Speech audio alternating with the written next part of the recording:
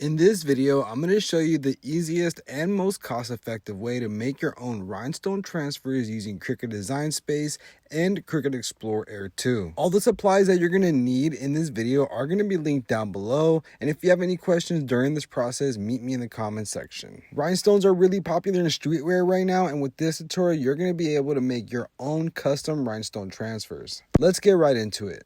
Alright, since I'm going to show you how to do this without having to buy any extra software like CorelDRAW or the Design Wizard, which is really expensive, can be like $800 to $1,000. So this is the workaround. These are called Rhinestone SVG files, and they're basically fonts and elements that are perfectly sized for rhinestones. You basically just download these, put it into your vinyl cutter software, which don't worry, I'm going to show you how to do all of this in a second. Just download these, just go ahead and pick the one that you want, and then pretty much, like I said, they're perfectly sized for SS10 rhinestones, and they're super easy to use.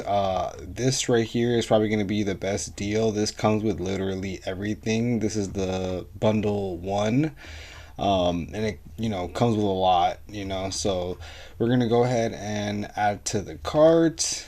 And if you are watching this video, you do get a discount code. So the first code is gonna be FAM50, and this will make the $40 SVG file pack $20, which makes everything under $1 each, and you can use it as many times as you want. You own the file after you buy it.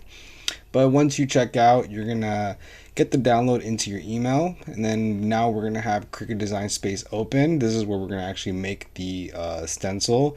So I've already imported some of the ones that I've made, and also the this is my website, so if you do grab something from here, you are directly supporting me. I do also have rhinestone starter kits. Is pretty much just everything you need to get started. That way you're not having to worry about trying to find everything. So if you grab something, I appreciate you.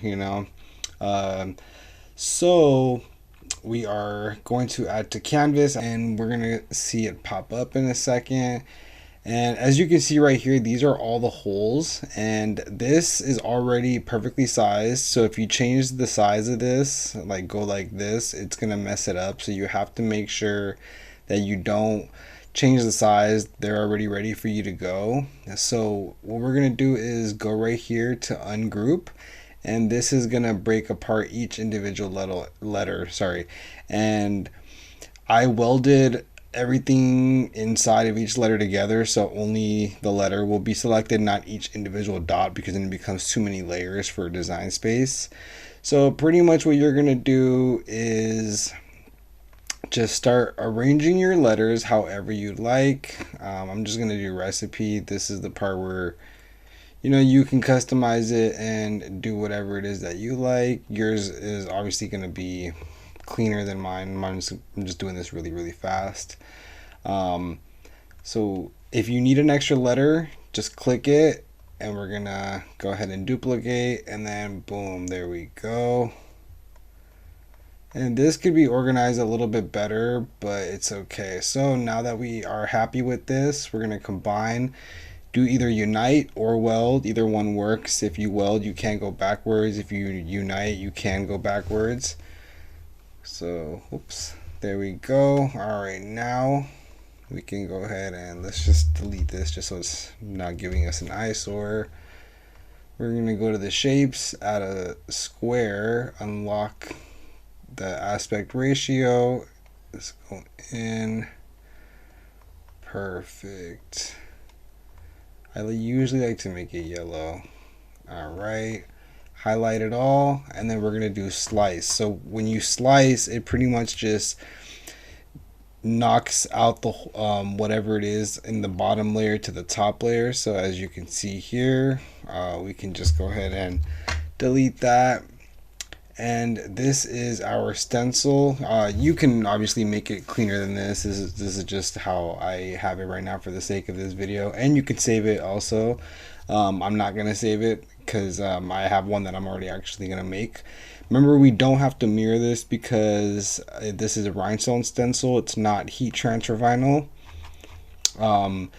And yeah, just go ahead and continue. Send it to your vinyl cutter.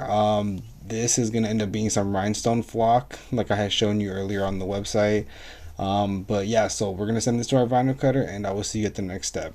Okay, so we're going to load our rhinestone flock onto the Cricut mat and then into the vinyl cutter. Rhinestone flock is pretty thick, so for projects like this, I like to use Poster Board Plus for the needle pressure. So when the vinyl cutter is done, just go ahead and remove it off the mat and the holes are going to come right off. This stencil was perfectly sized for SS10 hot fixed rhinestones.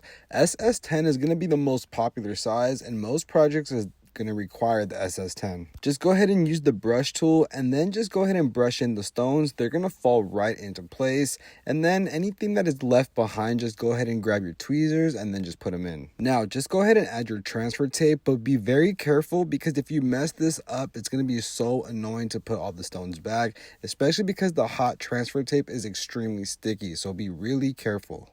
Now that we're at the heat press, go ahead and set it to 335 degrees Fahrenheit and pre-press the garment. I recommend you pre-press because this is going to remove any moisture that is in the actual garment from the shipping process. So this is going to help the glue adhere properly and your hot fixed rhinestones will never fall off. Now we can just go ahead and add our transfer tape, and then during this part, just take your time and then be careful when you're lifting so none of the stones, come off. When we're dealing with rhinestones, you want to be really careful and really intentional, but I promise you, you got this, and over time, you're going to get a lot better and get this first try every single time. So now that we added the transfer, just go ahead and press for like 10 to 15 seconds, and that should be enough. You can press it a few times after that if you need to, but honestly, if you just do it with the correct pressure, which is like medium, you're going to be a-okay. You're not going to have to worry about anything. I am using a fancier Studio 16 by 24 in this video. It is on my Amazon storefront. It's a little over $300. I've used this one for 2 years and I'm extremely happy with it, and I see it lasting me at least another couple more years. With hot fixed rhinestones, you can peel while it's hot, so just go ahead and peel it. And there, that's pretty much everything you're going to need to make your own rhinestone transfers. If you have any questions so far, just leave them in the comment section. If you made it this far into the video, just know that I'm extremely grateful for you, and you're the reason why I wake up every day and get to the content. So if you made it this far, make sure you like, comment, and hit that subscribe if you're not already subscribed. And like I said, leave me any comments in the comment section, and don't forget to check out the website. You guys supporting is what allows me to make this content. I'll see you next video.